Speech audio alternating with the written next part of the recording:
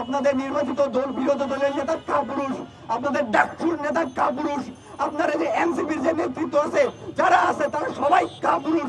তারা কথায় কথায় বিএনপিকে জানাবার ফলে, কিন্তু তারা বুঝে যাওয়া তুলসী পাতা না। জুলাই অভ্যুত্থানের পর এই আওয়ামী লীগের সন্ত্রাসীরা সবচেয়ে বেশি ছাড় পেয়েছে জামাত ইসলাম এবং এনসিপির ছত্রছায়ায়। একটা মেয়েকে ধর্ষণের অভিযোগ উঠেছে বিএনপির এগেনস্টে, পয়েন্ট টু বি নোটেড, বিএনপির এগেনস্টে। হান্নান মাসুদ ওর গলা ছিঁড়িয়ে ফেলে, এই যে হারজিত, এই যে সারজিৎ, হাসনাত, এই যারা আছে ওরা এই রাস্তা ছিঁড়ে ফেলে, এই রাস্তা অবরোধ করে ফেলে। একটা মেয়ে ধর্ষণ হয়েছে, আমরা চুপ কেন? একটা মেয়ে ধর্ষণ হয়েছে, পুলিশ বিচার করে না কেন? এটা কই তোরা? তোদের উচিত ছিল আজকে রাস্তায় নামা, তোদের উচিত ছিল আজকে প্রতিবাদ করা। তোরা মুখে কলা আর কানে তুলে দিয়ে এখনো বসে আছিস। এই যে বিএনপি করলে এনসিপি এটার প্রতিবাদ করবে, এনসিপি করলে বিএনপির এই প্রতিবাদ করবে।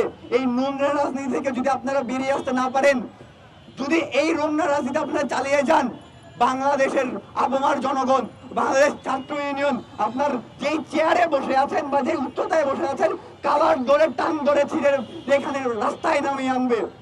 বাঙালি মানুষজনের সিম্পেথি নিয়ে আপনারা খেলা করছেন, বাঙালি মেয়ে মা বোনেদের সিম্পেথি নিয়ে, মা বোনেদের নির্যাতন অত্যাচার নিয়ে আপনারা সিম্পেথি করছেন।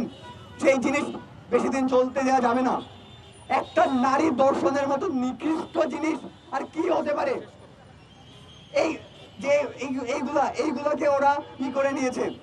আমি বাংলাদেশ ছাত্র ইউনিয়ন থেকে আমি আমার দায়িত্ব নিয়ে বলছি, আপনাদের ভোটে নির্বাচিত এমপি কাপুরুষ, আপনাদের নির্বাচিত দল বিরোধী দলের নেতা কাপুরুষ, আপনাদের ডাকসুর নেতা কাপুরুষ, আপনারা যে এনসিপির যে নেতৃত্ব আছে যারা আছে তারা সবাই কাপুরুষ। এদের পূর্বপুরুষ ৭১-এ আমাদের এই দেশে ২ লক্ষ মা বোনদেরকে ধর্ষণ করেছে, আর তাদের বাচ্চা কাচ্চারা এনসিপি আর রাজাকার এই বাংলাদেশে এসে গত ১.৫ বছরে যে পরিমাণ মব কালচার শুরু করেছে, এখন তারা ধর্ষণ করছে, সেই ধর্ষণের জাস্টিফাই দেওয়ার চেষ্টা করছে। প্রিয় বন্ধুরা, আমরা দেখতে পাচ্ছি গত কিছুদিন আগে আপনারা দেখেছেন মধ্যপ্রাচ্যে একটি যুদ্ধ চলতেছে। ইরানের উপরে মার্কিন যুক্তরাষ্ট্র কিভাবে হামলা করেছে এবং ইরানের প্রেসিডেন্টকে নিহত হতে হয়েছে। আমরা দেখলাম আমাদের পররাষ্ট্রমন্ত্রী উনি একটি প্রেস রিলিজ দিলেন, সেখানে বললেন ইরান নাকি মধ্যপ্রাচ্যকে উত্তপ্ত করতেছে। আমরা বলতে চাই এই প্রেস রিলিজ একান্তই ওরা নিজের প্রেস রিলিজ, এটা ওরা একান্তই নিজের বক্তব্য, এটা বাংলাদেশের ১৬ কোটি মানুষের বক্তব্য না, এটা বাংলাদেশের ছাত্র সমাজের বক্তব্য না, এটা বাংলাদেশের খেটে খাওয়া মানুষের বক্তব্য না। আমরা যে অভ্যুত্থান ঘটিয়েছি, আমরা বলেছিলাম যে আমরা এই বাংলাদেশে বৈষম্যহীনতা একটি ন্যায় বিচার প্রতিষ্ঠা করব, যেখানে সকল ধর্মের, সকল বর্ণের, সকল শ্রেণীর মানুষ একই ধরনের সুযোগ সুবিধা, একই আইন ব্যবস্থা, সকল কিছু সুবিচার পেয়ে জীবন ধারণ করবে।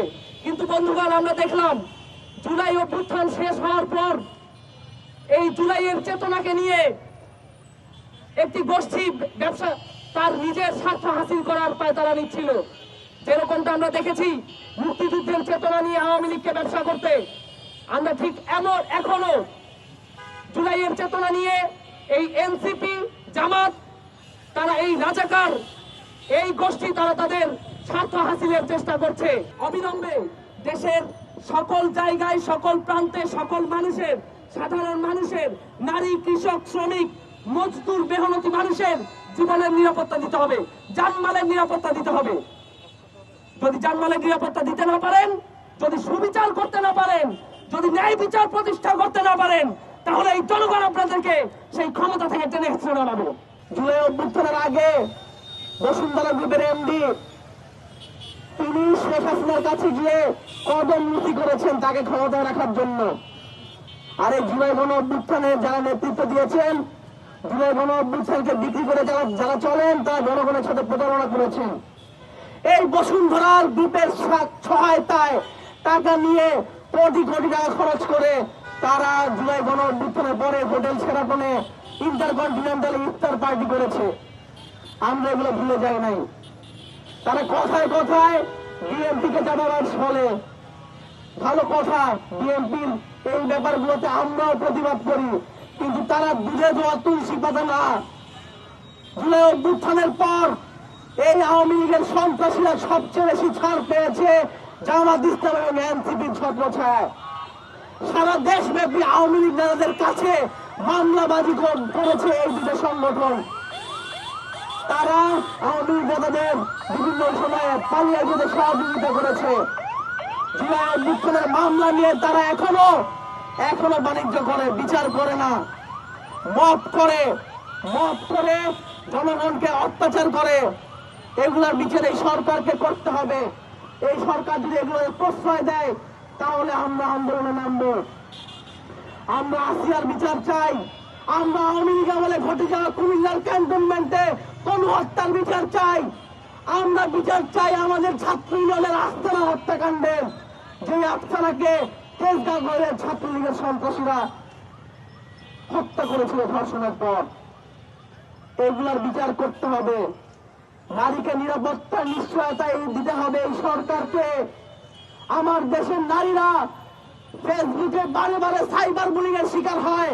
একটা দলের বিরুদ্ধে কোনো কথা বললেই গালিগালাজ করা হয়। আমার দেশের নারীদের ফেসবুকে অকথ্য ভাষায় গালিগালাজ করা হয় ফেক আইডি দিয়ে।